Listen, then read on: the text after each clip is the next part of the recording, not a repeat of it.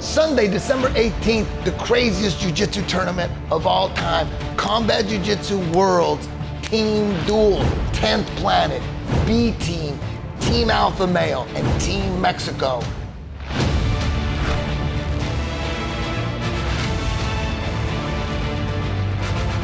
Generally, a UFC fighter cannot compete with a pure jiu-jitsu fighter in pure jiu-jitsu sport.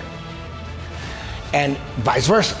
A pure jiu-jitsu fighter cannot compete in MMA against a UFC fighter. They get killed, generally. But in between UFC and sub only is combat jiu-jitsu. We're meeting in the middle.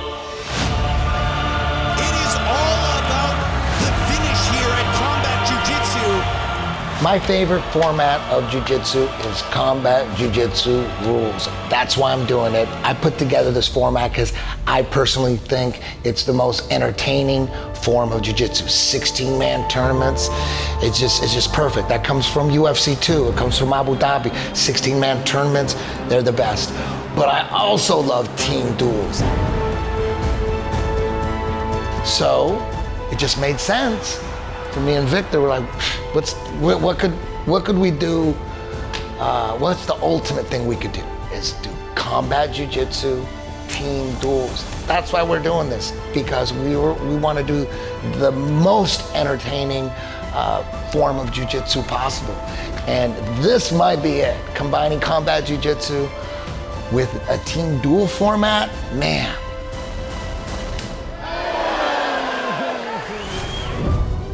The team duel format is this. There's 4 teams, 4-team tournament. Each team has 5 competitors.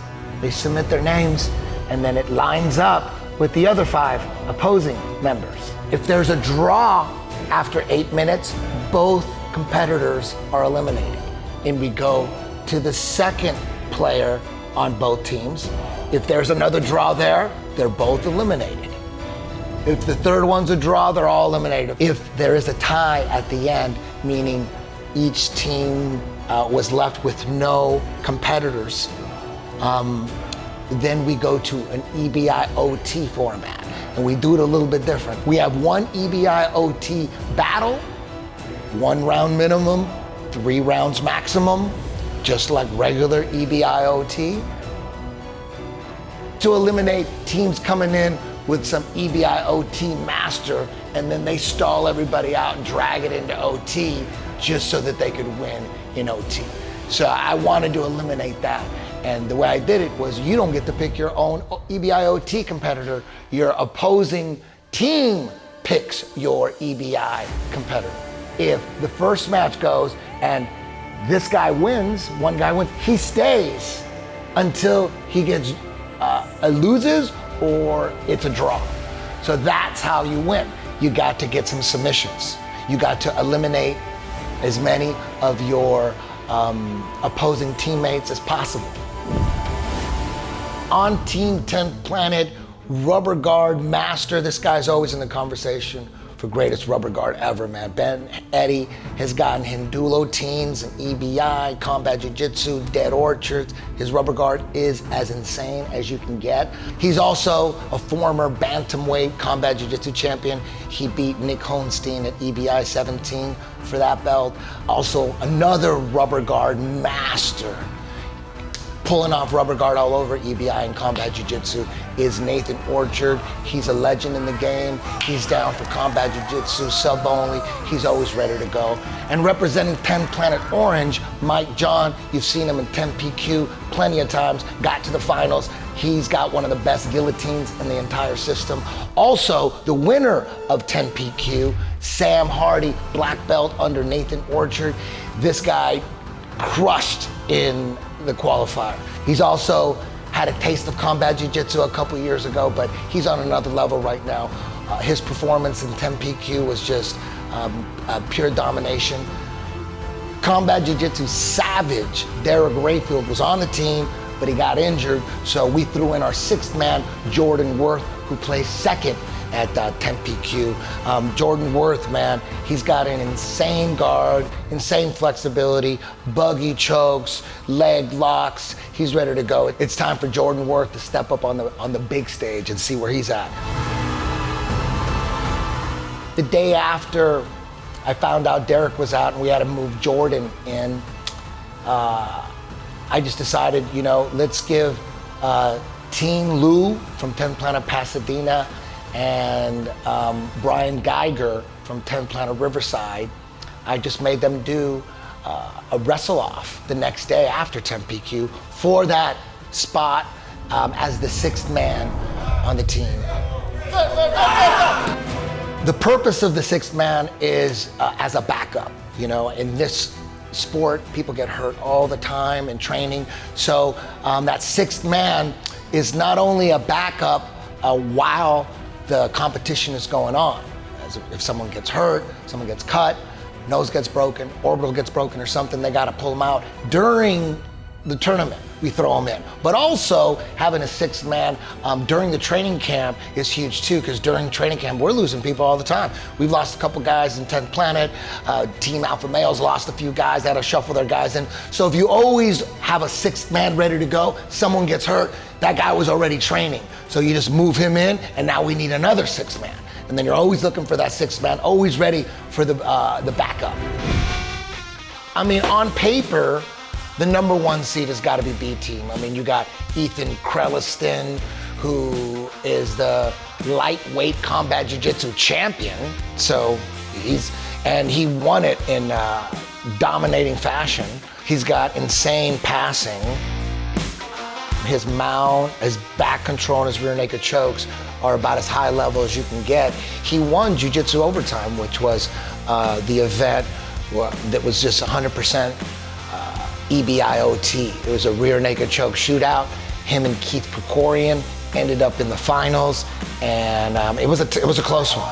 Also on their team, they got a Damian Anderson, who's a Combat Jiu-Jitsu veteran.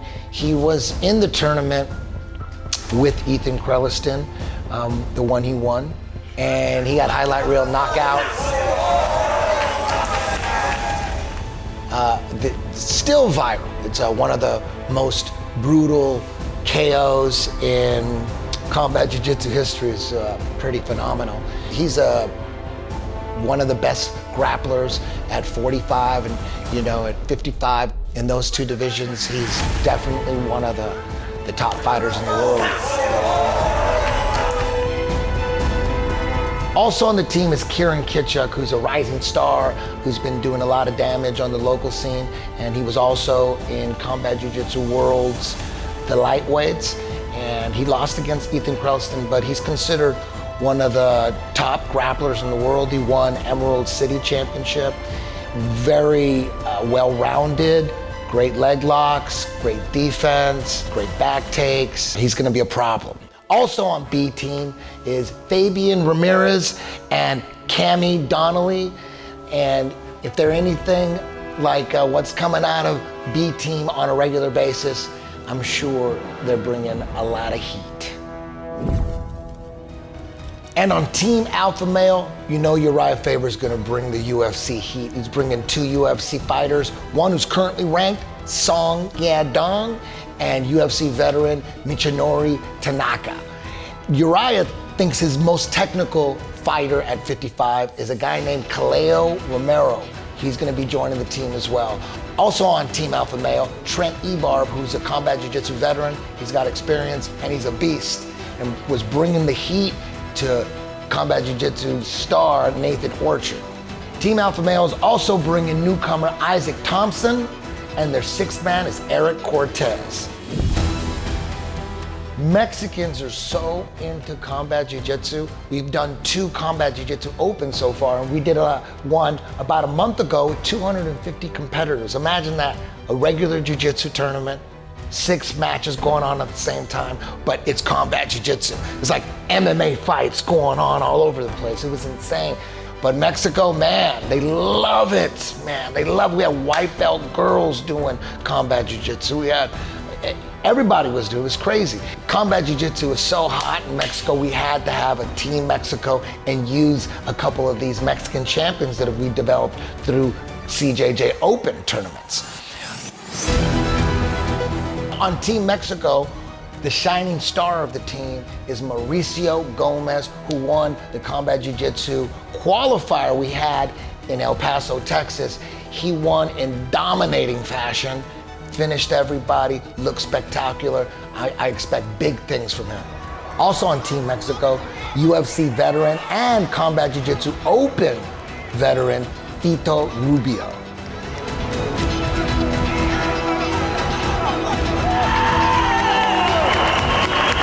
Team Mexico's bringing on 2 CJJ national champions from Mexico, Eric Souza, Juan Obregon, Mike Diaz, and their 6th man, Chuy Magana. UFC Hall of Famer Uriah Faber is making his Combat Jiu-Jitsu debut against Combat Jiu-Jitsu World Bantamweight Champion Elias Anderson. This fight was supposed to happen last year, didn't happen, but it's finally happening now. This is a classic meet in the middle matchup. We got UFC legend Uriah Faber meeting in the middle right there. Combat Jiu-Jitsu is in the middle between sub only and UFC, Combat Jiu-Jitsu. Will adding strikes to this grappling match, will that make a difference? Will Uriah be able to utilize his classic ground and pound against Elias Anderson in the Combat Jiu-Jitsu format? Uriah Faber loves the idea of Combat Jiu-Jitsu. He loves the sport. He's actually going to start using Combat Jiu-Jitsu in his promotions as well. You know, that's why he has a team, Team Alpha Male, because Uriah Faber is into it. He loves it. Now, Elias Anderson has been training MMA most of his life, actually, and Elias isn't just a jiu-jitsu player. Don't be surprised if you see Elias dishing out some strikes on Uriah. He's gonna go straight for the kill, though. He's got it. He's gonna get it. He's got the arm. Arm is extended. He's got it. It is done. Anderson's the champion. Elias Anderson is the Combat Jiu-Jitsu Bantamweight Champion. Don't miss it. Go to UFC Fight Pass, subscribe now, put EBI in the promo code and get 50% off your first month. Sunday, December 18th. Don't miss it. Combat Jiu-Jitsu World Team Duel.